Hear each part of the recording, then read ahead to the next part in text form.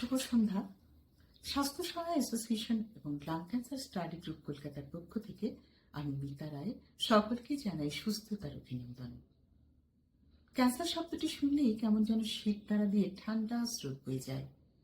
Cancer হলেই আমরা ধরে নিই অবধারিত মৃত্যু, কিন্তু 2024-এ দাঁড়িয়ে আধুনিক প্রযুক্তি এই ধারণাকে সম্পূর্ণ পাল্টে দিয়েছে।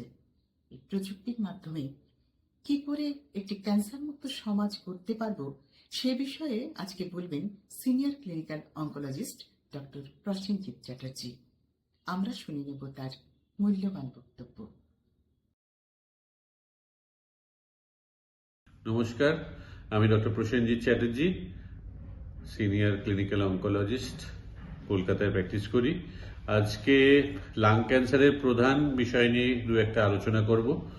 স্পেশালি উন্নত মানের যে চিকিৎসা হয়েছে সার্জারি ছাড়া, অর্থাৎ কেমোথেরাপি, টার্গেটেড থেরাপি এবং রেডিওথেরাপি, সেই ব্যাপারে 2-4টে মূল্যবান আলোচনা আপনাদের সঙ্গে শেয়ার করতে চাই। আপনারা তো সবাই জানেন যে লাং ক্যান্সার একটা প্রধান রোগ এবং এই incidence of lung cancer is very high in India.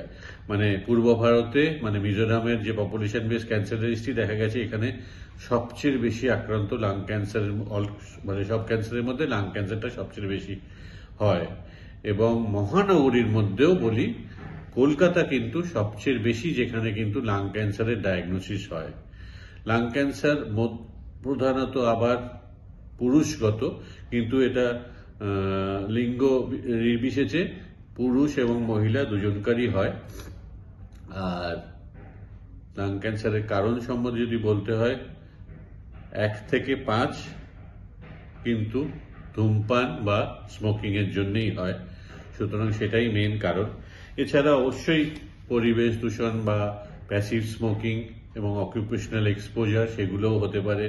যারা সারাক্ষণ বাইরে রাস্তাঘাটে কাজ করছেন, যেমন ধরুন পুলিশম্যান, ট্রাফিক গার্ডে, কন্টিনিউয়াস এক্সপোজার হচ্ছে যাদের টু কার্সিনোজেন, কারণ অনেক রকমের কার্সিনোজেন আমাদের অ্যাটমসফিয়ারে আছে, এদেরকে বিশেষভাবে আক্রান্ত হতে পারে। মানে আমাদের গ্লোবোকন 2021 লাস্ট যে ডেটা, সেই ডাটার এস্টিমেট অনুযায়ী দেশে, ভারতে প্রায় 70,200 লাং ক্যান্সার পেশেন্ট প্রত্যেক বছর ডায়াগনোসিস হয়, which is certainly a big figure। এবং এই কারণেই আমরা আর কি এজ স্ট্যান্ডার্ডাইজড ইনসিডেন্স রেট যেটা বলি, অর্থাৎ দ্যাট ইজ 1 লক্ষ পেশেন্ট যদি আমাদের পপুলেশন ধরা হয়, তার মধ্যে 7 জনের লাং ক্যান্সার হবার প্রবাবিলিটি থাকে। সুতরাং that is a very high probability. এবং অবশ্যই কিন্তু যেটা আজকের আলোচনা, সেটা হলো সেরা এবং সফল চিকিৎসার জন্যে রেডিওথেরাপিতে কিছু উন্নত প্রকার চিকিৎসা হচ্ছে, যেমন SBRT বলি আমরা, স্টিরিওট্যাকটিক বডি রেডিওথেরাপি। এইটা একটা আধুনিক রেডিও ট্রিটমেন্ট।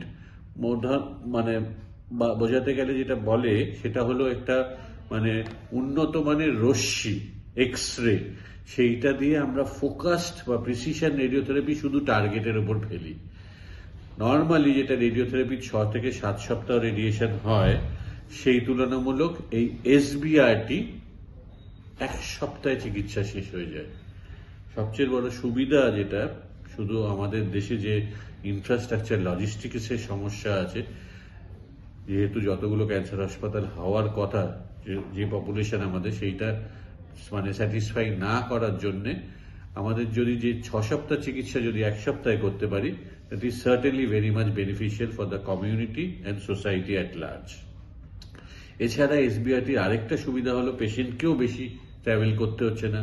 ধরুন 30টা রেডিয়েশন নেওয়ার জন্য 6 সপ্তাহ একটা পেশেন্টকে দূর দূরান্ত থেকে এই আধুনিক চিকিৎসা পাওয়ার জন্য যে ট্রাভেল করতে হয়, সেটা যদি 1 সপ্তাহে 5টা রেডিয়েশনে যদি সেই ট্রিটমেন্ট উইথ ইকুয়াল আউটকাম হয়, তো নিশ্চয়ই আর কি SBRT is the main way which will get a headway. এবং দেখা গেছে SBRT ট্রিটমেন্ট এর মাধ্যমে আগে যে পেশেন্টদের সার্জারি করা হতো, কিউরেটিভ ট্রিটমেন্ট অপশন, SBRT রেডিওথেরাপির মাধ্যমে কিন্তু কিউরেটিভ ট্রিটমেন্ট করা যায়।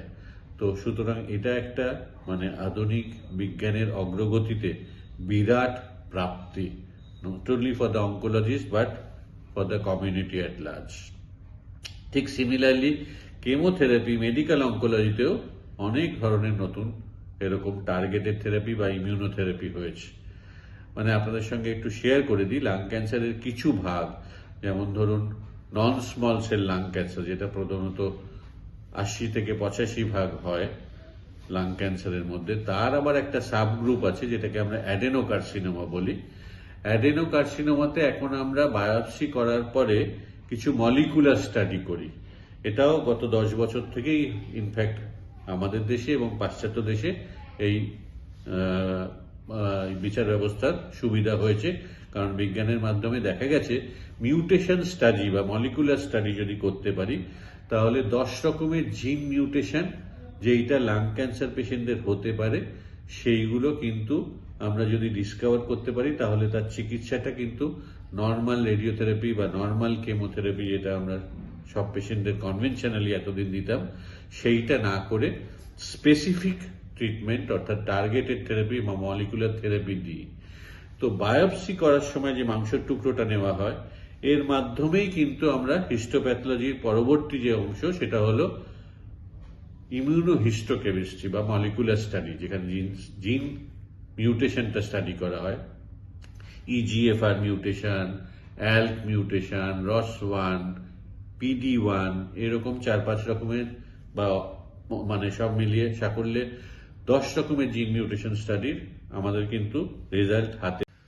তো এই জিন মিউটেশনের মাধ্যমে যাদের এই ধরুন EGFR, অ্যাল্ক বা ROS1 বা PDL1 মিউটেশন পজিটিভ আছে, তাদের কিন্তু আমরা সিম্পল একটা ট্যাবলেট, একটা জাস্ট যেমন ব্লাড প্রেশার বা ডায়াবেটিসের জন্য আমরা একটা ট্যাবলেটের ট্রিটমেন্ট করি, বাড়িতে বসে ট্রিটমেন্ট নিতে পারে, হাসপাতালে ভর্তি হওয়ার দরকার নেই, ইনজেকশনের কোনো রোল নেই, সেই ট্যাবলেটের মাধ্যমে কিন্তু আমরা চিকিৎসা করতে পারি।